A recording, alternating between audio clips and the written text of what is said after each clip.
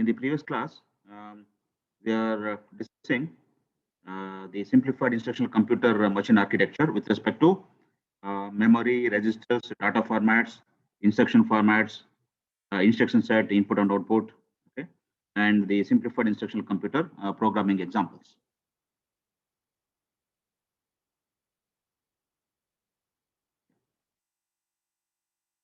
Let me refresh these things quickly. Okay. So what is the memory in SIC? Memory consists of 8-bit bytes. Okay, there is a total of 32 kilobytes of memory. Okay, and all addresses are byte addressable. That means at each address there is a byte, and any 3 consecutive bytes form a word. 3 consecutive bytes means 24-bit form a word. Okay, and coming to the registers, it has 5 registers: register A, register B, sorry, register A, register X, and then register L, and register PC, and register SW. Okay, and all registers are 24-bit in length.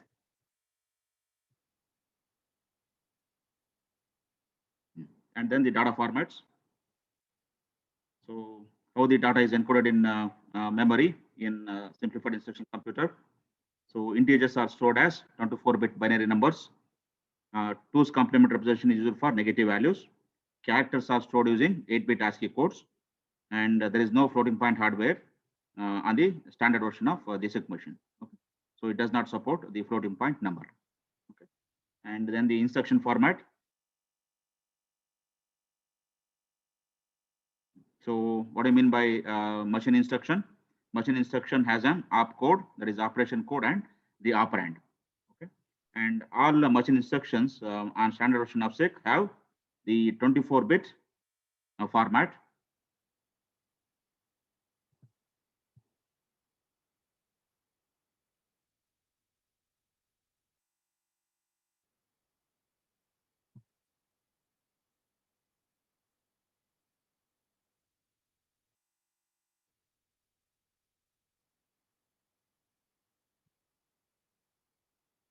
So all machine instructions have the 24-bit format. Okay, so the first 8 bits are reserved for opcode, and the next bit is reserved for the flag bit X, which is used to indicate the addressing mode, and then the next 15 bit is reserved for the address, okay, which indicates the position of the operand in memory.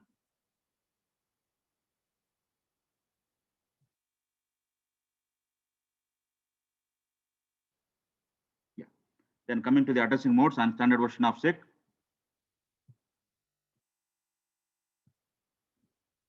What do you mean by addressing mode?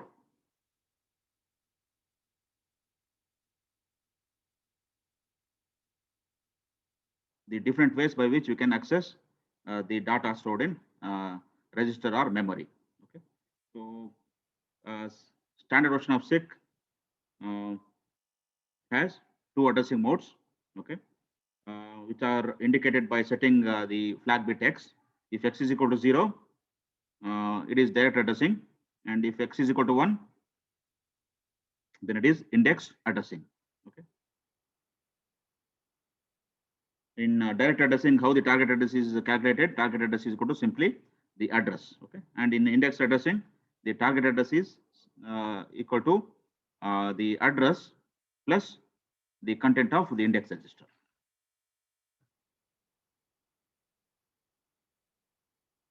And then coming to the instruction set, standard version of SIC has the load and store instructions such as LDA, LDX, STA, STX, and so on. And there are integer arithmetic instructions such as add, sub, mul, okay, and then a comparison instruction such as a COMP, and then conditional jump instructions such as JLE, jump if JLT, jump if less than, and then JEQ, jump if equal, JGT, jump if greater than, and then there are subroutine linkage instructions, J sub, R sub, okay, and so on. Okay, and how the input and output is performed on standard version of SIC. Input and output is performed by transferring 1 byte of data to or from the rightmost 8 bits of the register A. And there are IO instructions such as TD for test device, okay, and the RD stands for read data, and then the instruction WD, okay, stands for write data. And then we have come across the SIC assembler directives that are useful while programming the simplified instructional computer. Okay. So which are the SIC assembler directives? They are just pseudo instructions. They are just instructions to the assembler. So we have start, which defines the program starting address. Then we have end, indicate the end program. Then we have byte, which is used to generate character or hexadecimal constant using the required number of bytes. Then we have the word that is used to generate one word constant. And then we have RESB, stands for reserve bytes. It is used to reserve bytes for a data area. And then RESW, which is used to reserve word from data area.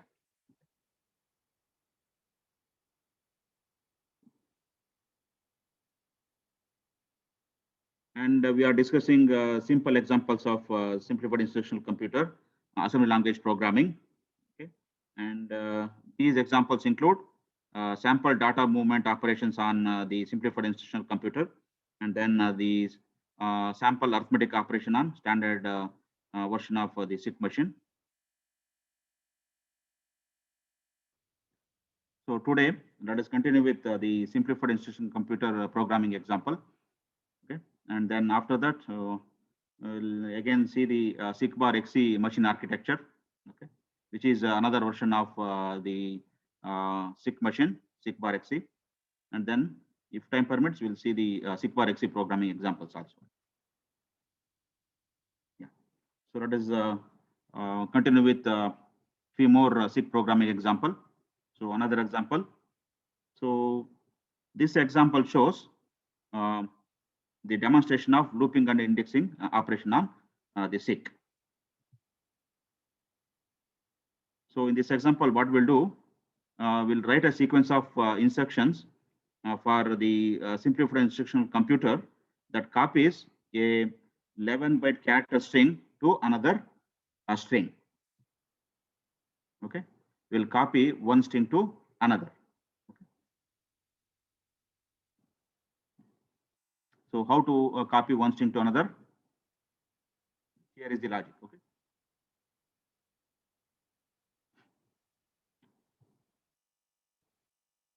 How do you do the data declaration and initialization? All the data and the declarations are done at the bottom of the program. Okay.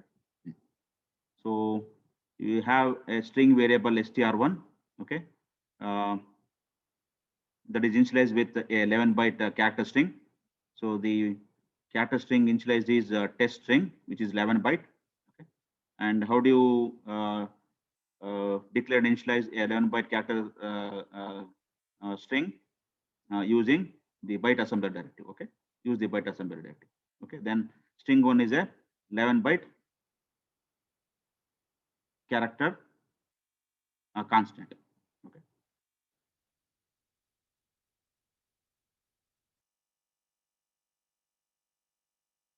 So what we'll do, we want to copy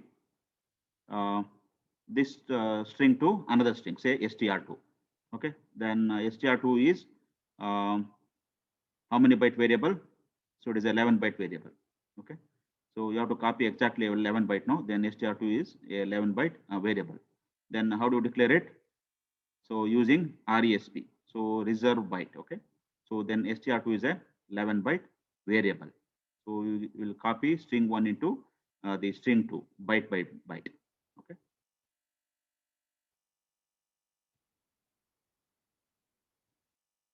So since as you know that the string is nothing but a character array. Okay. In order to process the character array, you need to have an array index, isn't it? And as you all know that the array index begins with 0. Okay. Then we will use some register to initialize the array index. Okay. Which is that register? The register X. Say, since register X is used for addressing, no, then use the register X for index to store the index value.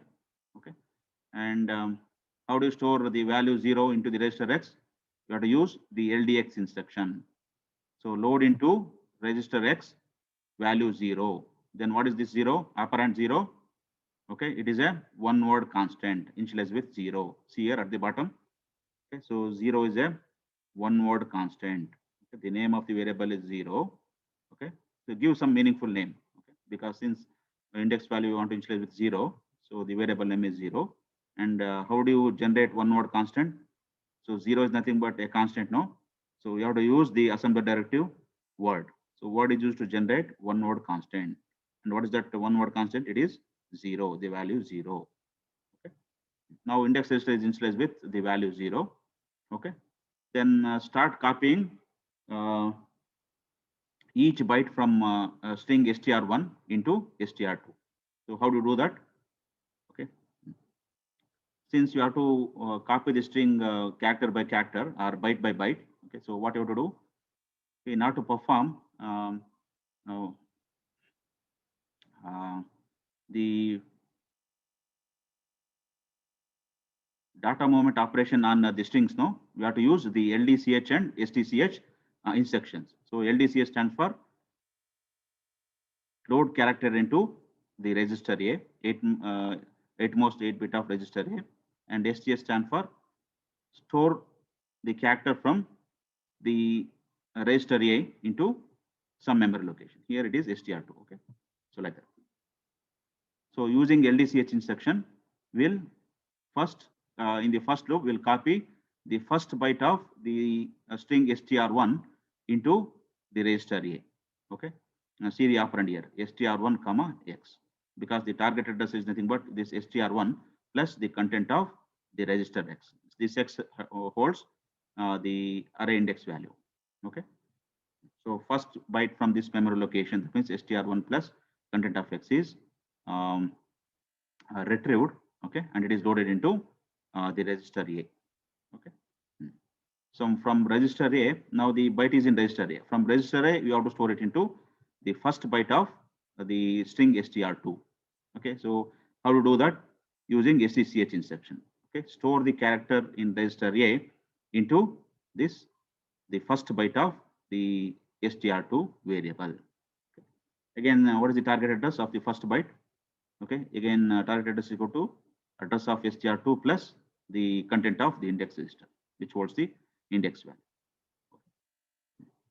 And then check whether you have copied all the 11 bytes. Okay, no, you have not copied all the 11 bytes still. How do you do compare that? Okay, so you'll use a instruction called TIX.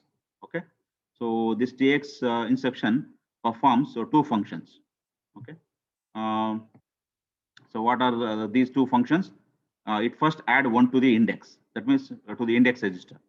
Okay, index value is stored in index register, as you know. It add one to the index. That means index register, and then it compare the new value of the index register with its operand. Okay, so here the operand is 11. 11 is nothing but you have to copy the 11 bytes. No, so then you need to have one word constant. Okay, which is initialized with value 11. Okay, see here at the bottom, data declaration statement. 11 is nothing but a one word constant. How to generate it? Using the word assembler directive. Okay, and what is the value? 11. Okay, so this TX instructions adds one to the index register. Okay, so in order to point to the next byte of the str1 and str2. Okay, so it compares the new value of register X with this operand 11. Okay, so it has the value 11. Okay, then it sets the condition code. Okay, according to the results of the comparison. Okay, then you need to test the condition code. How do you test the condition code? Use the JLT instruction, jump if less than. Okay, that means if the new value in register X is less than 11, that means you have not copied all the 11 bytes. Okay, still you have the bytes to copy. Okay, so then jump to this loop. Okay, so the loop label is move ch. Okay, so label you have to give to this LDCH instruction. Again, copy the next byte from str1 and then store it into str2. Okay, and this is repeated. This loop is repeated till all the 11 bytes are copied to STR2. Okay. So this is how you perform looping and indexing operations on standard version of the SICK machine. So any doubts here, students?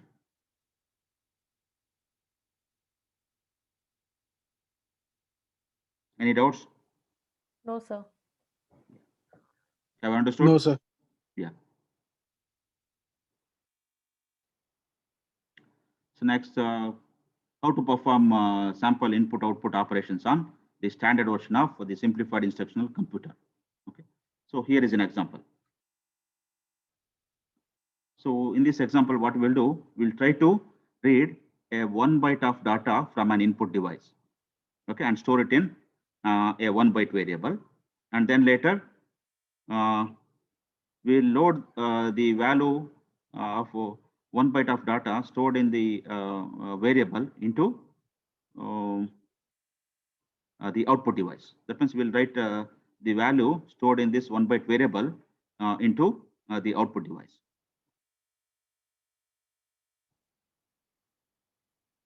So as you know that how the input and output operations are performed on standard version of SICK,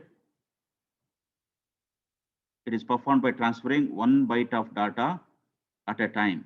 Okay, to or from the rightmost 8 bits of the register A. Okay. So before transferring the data, okay, we need to test the device. Okay, input device or output device. Okay, how do you test the input or output device? Using the test device instruction. Okay, that is TD instruction. Okay, so only when the address device is ready, then only you can perform read and write data operations. Okay, so first what we'll do is we'll use the test device instruction to test whether the input device is ready to send the data. Okay, and as you know that each device is assigned a unique 8-bit code. Okay, that is used as an operand to the IO instruction here. Okay, so test device, and what is the operand? The device number is an operand.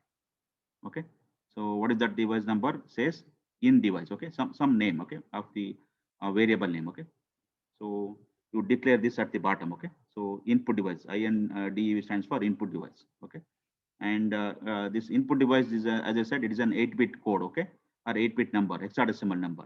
Okay, then you need to generate an hexadecimal constant. Okay, so how do you generate an hexadecimal constant? Use the byte directive. Byte directive is used to generate, as I said, character or hexadecimal constant. So input device is a variable, okay, which holds the hexadecimal value F1. Okay, how to indicate that it is an hexadecimal constant? Okay, so prefix the letter X, okay, with this value. Okay, then F1 is an hexadecimal constant. X indicates it is an hexadecimal constant. Okay, so INDEV will now have the input device number. Okay, so test the input device. Okay, check whether it is ready to send the data. Okay, and this test device now after executing will set the condition code. Okay, in order to indicate the result of the test. Okay, if the condition code is set to less than, that means the device is ready to send the data. Okay, if the condition code is set to equals, okay, that means the device is not ready. Okay, then you have to be in loop. Okay, until the device is ready. Okay. So after executing test device instruction, you execute jump if equal instruction to check whether the device is ready. Okay, so you if the condition code is set to equals, then be in a loop. Okay, simply test the device. Okay, it will be in loop. Okay. Loop until device is ready. Okay. So once the device is ready, when the device will be ready, when the condition code is set to equals, okay, then the device is ready. Okay. So then you perform the read operation. How do you perform the read operation on the input device? Use the RD instruction. Okay, read data instruction. Okay, so it will read the 1 byte of data from this input device number. Okay, pass the device number as operand to this RD. Okay, which is stored in this variable. Okay, in device. Okay. So and the read data will be stored in the rightmost 8-bit of register A. Okay. So this add instruction will read 1 byte into register A. Okay.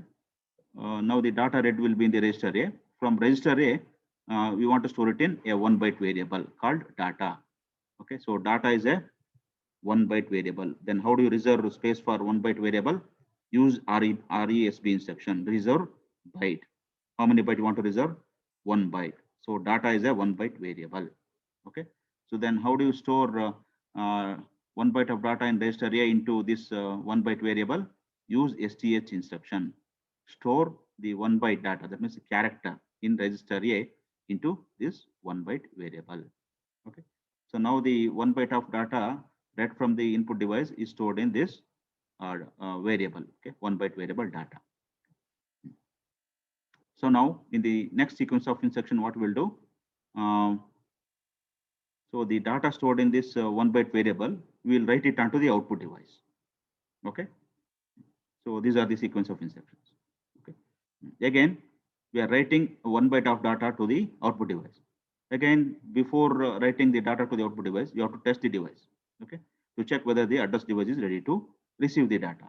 Okay. So again, use the test device instruction. Test the device. Which device? Pass the device number as an operand.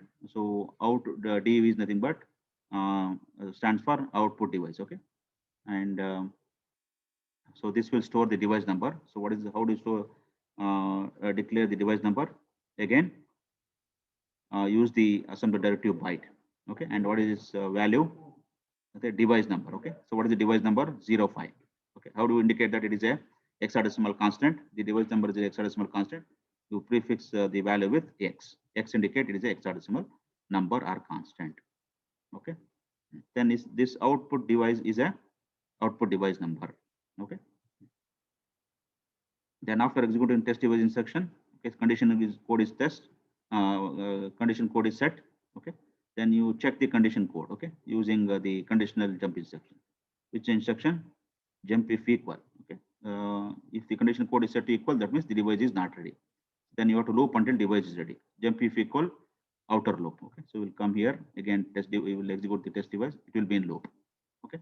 And suppose if the condition code is set to equals, then the device is ready. Output device ready to receive the data. Okay. Now you have to load the 1 byte of data in this one word variable into register A. Then from register A, you have to write it into the output device. Okay. So what are these instructions?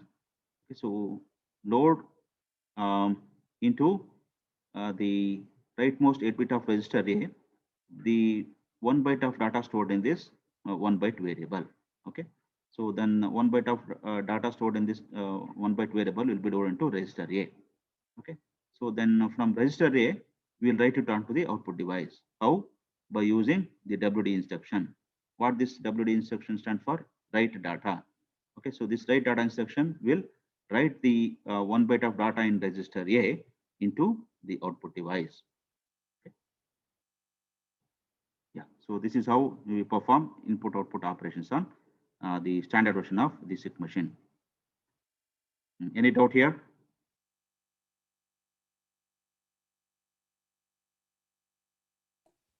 No, sir. No. Anybody? Any doubts? No, sir.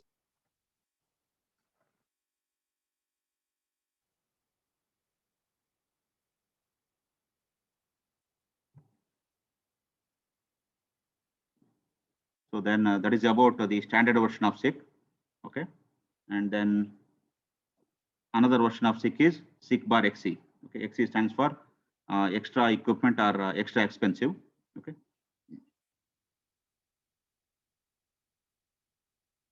So let us discuss the architecture of the SICK bar XE machine again with respect to memory, registers, data formats, instruction format, the instruction set, and the input and addressing modes, and then the input and output.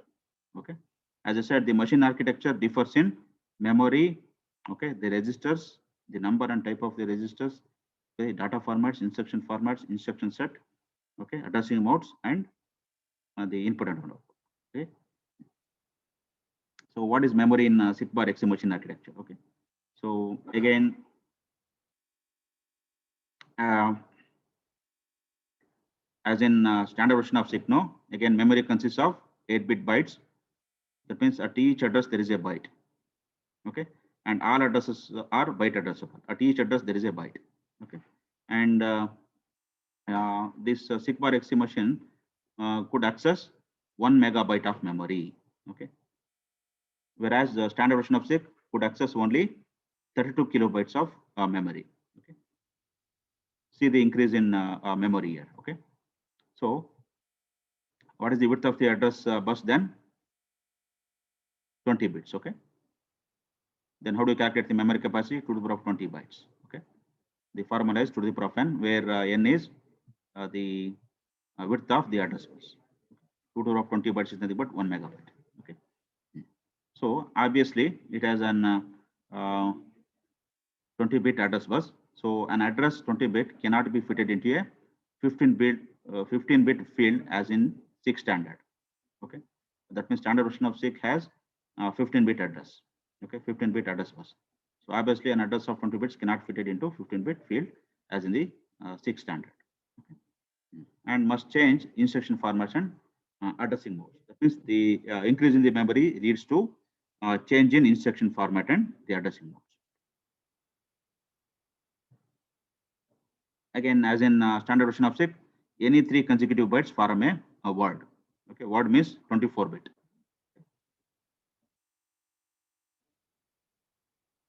Then coming to the registers.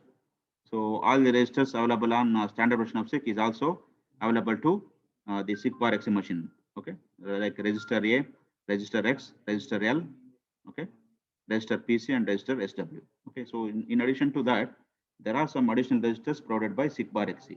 So which are those? Register B, register S, register T, and register F. Okay, and the number is given only for reference. Okay, and what are its uses? Register B is used as the base register. Okay, it is used for addressing like your register X, and register S and T, they are used as a general working register. Okay, there is no special use of these registers. They are just used as general working register. Okay, and the SIGBAR XE machine supports the floating point number. Okay, there is a floating point hardware on the SIGBAR XE machine. Okay, so then register F. Okay, it is used for floating point accumulator. Okay, if you want to perform some floating point operation, you can use this floating point accumulator register, okay, which is 48 bits. Okay, and other registers are 24 bit in length. Okay, only the register F is 48 bits, and the register BST are 24 bit in length. Okay. That means they can store 24 bit of data. 3 byte. 24 bit means 3 byte. So coming to the data format. So this SIGBAR XE provides the same data format as the standard version of SIG also. Okay. In addition to that, there is a 48-bit floating point data type with the following format. Okay. Means as in standard version of SIG, again integers are represented with the 24-bit binary number. Okay. 2's complement representation is used for negative values. Okay, and the characters are stored using the 8-bit ASCII code.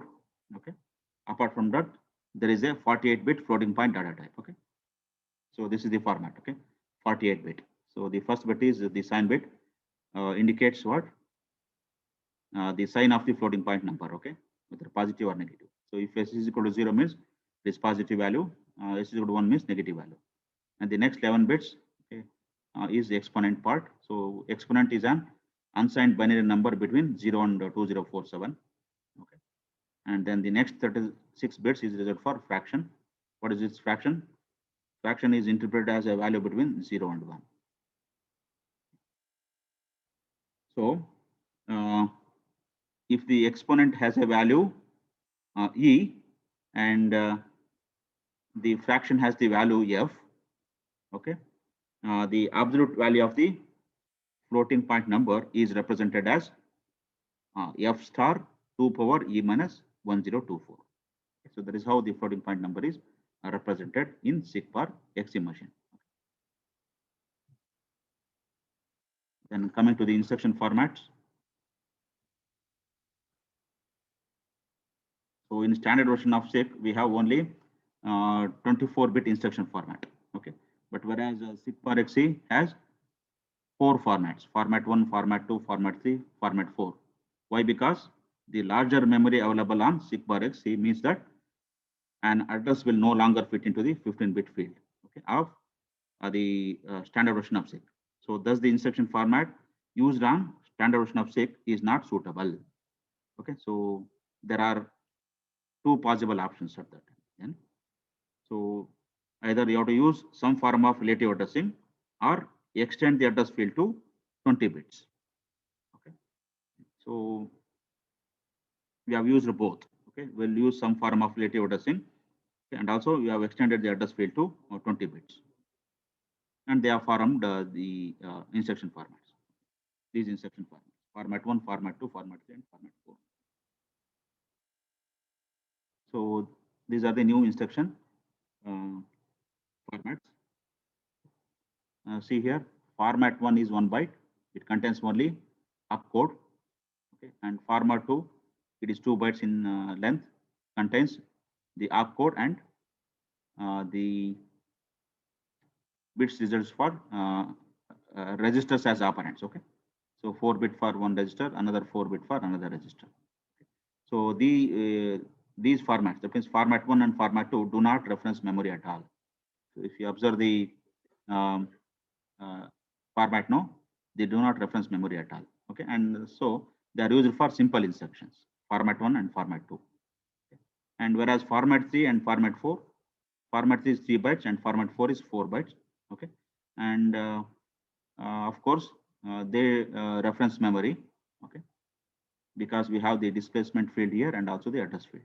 Okay, so what is the format of format 3?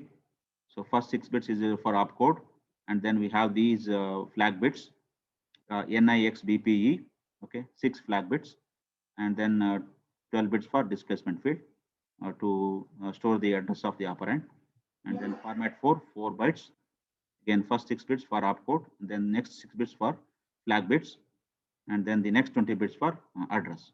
Okay. And see here in the flag bit, we have a bit E, the flag bit E. Okay, so this bit E distinguishes between format 3 and format 4. If E is equal to 0, that means it is format 3 instruction. And if E is equal to 1, it means that it is a format 4 instruction. Okay. And what are the significance of these flag bits? NIX BPE. Okay, the bit XBP are used to calculate the target address using the relative, direct, and indexed addressing. Whereas the bits I and N, the flag bits I and N says how to use the target address. Okay, so bit XBP are used for selecting the target address, whereas bits I and N says how to use the target address. Okay. And bit E is used to distinguish between format 3 and format 4. Okay. So SICK-XE addressing modes. These are the possible addressing modes. Okay. See how many addressing modes we have. 6 addressing modes: base relative addressing mode, program counter relative addressing mode, direct addressing mode, index addressing mode, immediate addressing mode, indirect addressing. Okay, simple addressing. Okay, how do you indicate the base relative addressing mode? Yeah, it is applicable to format 3. Okay, in format 3 we have these flag bits now, NIX BPE. If B is equal to 1 and P equals to 0, it means that it is a base relative addressing.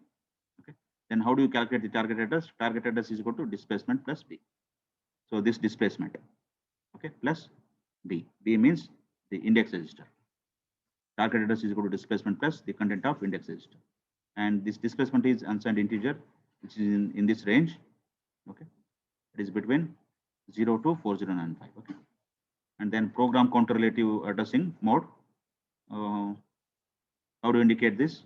If B is equal to 0 and P equals 1, then it is program counter relative addressing, applicable to only format 3. How do you calculate the target address? Displacement plus the content of the program counter.